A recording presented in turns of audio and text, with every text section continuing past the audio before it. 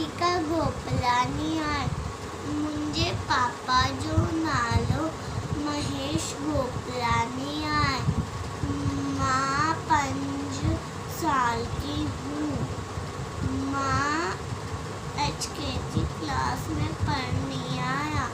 मां तव्हांखे सिंधी पोयम ॿुधायां थी। मुंहिंजी नानी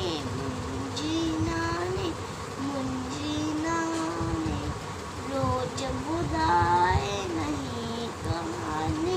मुंहिंजी नानी सुबुह मुंहिंजी नानी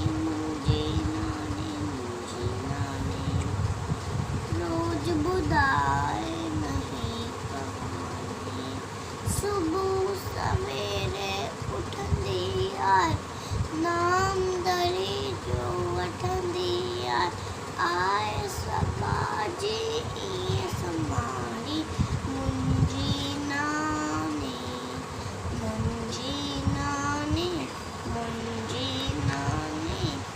घर जी रानी रोज ॿुधाए नई कहानी।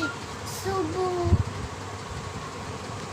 सब साथ मिठड़ो खोले थी, सब साथ रोज बोले थी।